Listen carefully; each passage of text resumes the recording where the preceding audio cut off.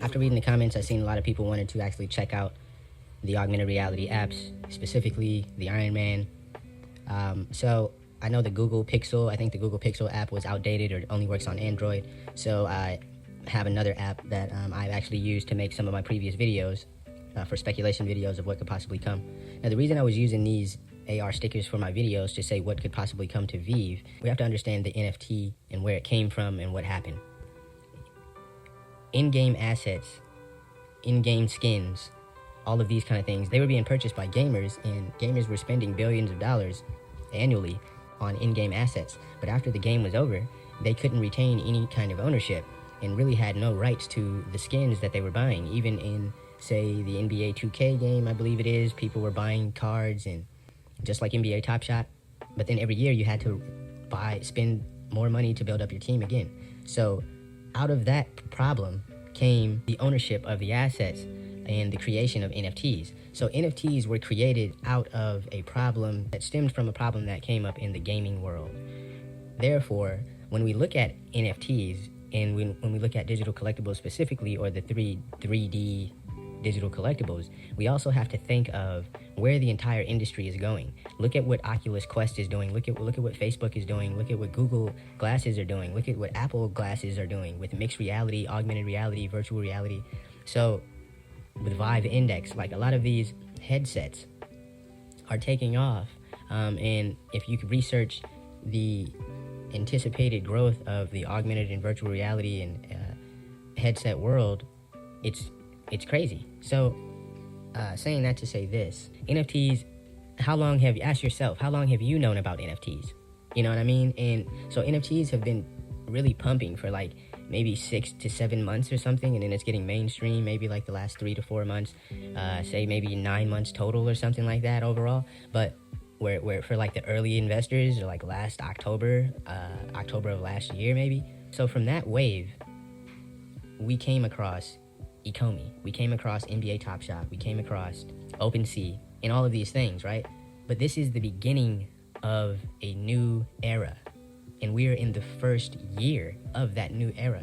So Ecomi happened to be first because they were already into NFTs before everyone knew about it. They're just as well as the other companies that are dominating right now.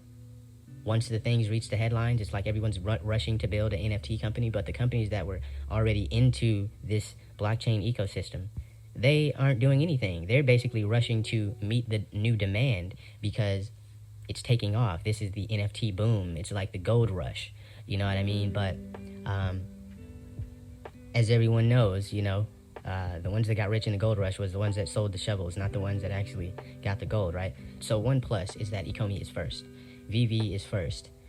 When you see everyone rushing to create NFTs, all on OpenSea, on Rarible, Super Rare, and all of these different sites, Maker's Place, all of these different marketplaces, you see people selling NFTs, artists creating NFTs that they don't hold the licenses to. People are selling fan art of Batman, 3D fan art of say Pokemon. Since we are in the first year of the NFTs, the regulators haven't even came. But when regulation comes in and these companies start to put their foot down, like DC did like a couple months ago and said that no one can sell NFTs with their likeness or they'll be sued, the regulators are going to start coming in. Like, we haven't seen anything yet.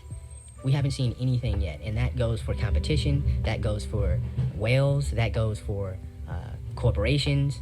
We haven't seen anything yet. And this is what we have to be honest with ourselves, and keep researching to appease our anxiety, you know what I mean, is to make sure that we know what we're investing in. But we haven't seen anything yet. And that goes for VEVE and Ecomi. We haven't seen anything yet with them. Like, they have so many, they're gonna blow everyone's minds. I mean, a perfect example is today how we got the Joker as a common and it's still sitting there available right now, so, and they gave it to us as a common, so don't sleep on that. Millions of people will come to VEVE, and that number, that 1,000, I think it's like, 12,000 or something, I'm not sure. Whatever that number is that everyone looks at and sees, it's, oh my gosh, that's a big number, I don't want that common. Imagine when there's 2 million people on the app. So, anyhow, let's jump into this new app called Vector. I've been using this for a couple years, or maybe like a year, I think. And a lot of these apps I used long ago. And what actually happens is I got bored with the apps, and because I was into augmented reality, and just like right now how NFTs seems like a bubble because there's some people that don't know about it and no one knows how to, certain people can't create a wallet and just don't get it. That's the same way that all the augmented reality and virtual reality people felt and still feel. You know, they're throwing, like when Travis Scott threw a concert in virtual reality, like these are things that have been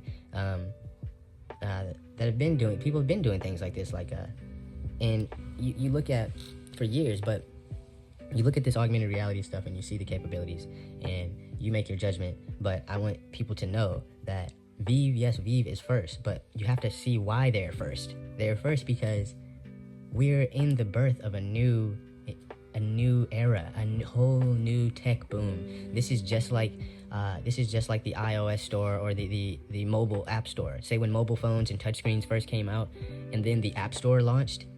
This is that. You know what I mean? We're in the midst of that with blockchain gaming. So guys, just keep that in mind. But yeah, let's dive into these. Let's dive into all of these different AR stickers that are inside of Vector. Here we go.